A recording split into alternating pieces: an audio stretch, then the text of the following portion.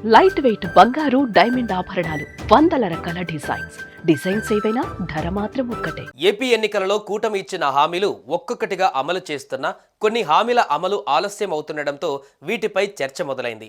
ఈ నేపథ్యంలో సూపర్ 6 హామీల అమలు విషయంలో సీరియస్ గా ఉన్నారు టీడీపీ అధినేత ఏపీ సీఎం చంద్రబాబు. ఎట్టి పరిస్థితులలో ఇచ్చిన హామీలను అమలు చేయాలని చెబుతున్నారు. ముఖ్యంగా ఏపీలో మహిళలకు ఉచిత బస్సు, అమ్మఒడిపై ఎప్పటి నుంచో కసరత్తు సాగుతున్నా అది కార్యరూపం దాల్చలేదు. అయితే వీటిపై ముందడుగు వేసింది ఏపీ ప్రభుత్వం.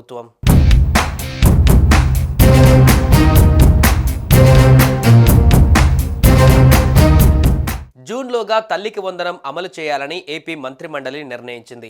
ఎన్నికలలో హామీ ఇచ్చిన మేరకు ప్రతి ఇంట్లో పాఠశాలలకు వెళ్లే పిల్లలు ఎంతమంది ఉంటే అందరికీ పథకాన్ని వర్తింపజేద్దామని సీఎం చంద్రబాబు అన్నారు.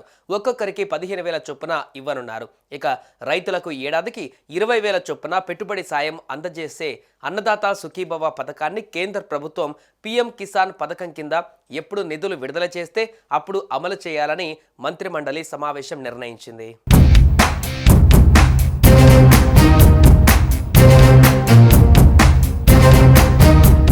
మహిళలకు ఉచిత బస్సు పథకం పైన ఏపీలోని మంత్రివర్గ ఉపసంఘం అధ్యయనం చేస్తోంది. ఇందులో భాగంగా ఉపసంఘం సభ్యులు కర్ణాటకలో పర్యటిస్తున్నారు. కర్ణాటక మంత్రి రామలింగారెడ్డి సహా ఇతర అధికారులను ఏపీ మంత్రులు రాంప్రసాద్ రెడ్డి, అనిత, సంధ్యారాణి కలిశారు. ఆ రాష్ట్రంలో అమలవుతున్న ఉచిత బస్సు ప్రయాణం పైన అధ్యయనం చేశారు. కర్ణాటక బస్సులలో ప్రయాణిస్తూ మంత్రుల కమిటీ వివరాలు అడిగి తెలుసుకుంది.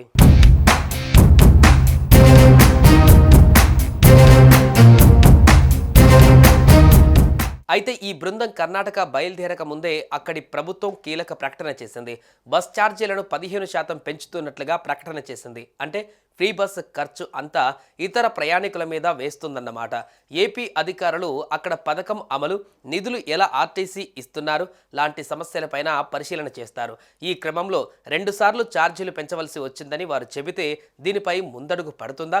తెలంగాణ ప్రభుత్వం అధికారంలోకి వచ్చిన ఫస్ట్ డేనే ఎలాంటి పరిశీలన, కసరత్తు లేకుండా ఫ్రీ బస్ అమలు చేస్తున్నట్లుగా ప్రకటించేసింది.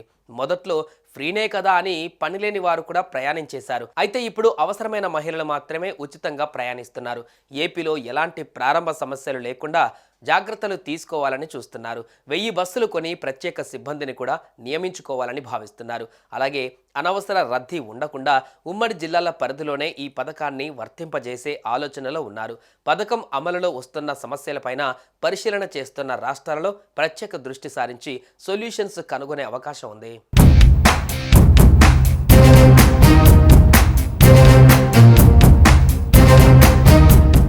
సుమన్ టీవీలో మీ పర్సనల్ అండ్ బిజినెస్ ప్రమోషన్స్ కోసం కింది నెంబర్కి కాంటాక్ట్ చేయండి.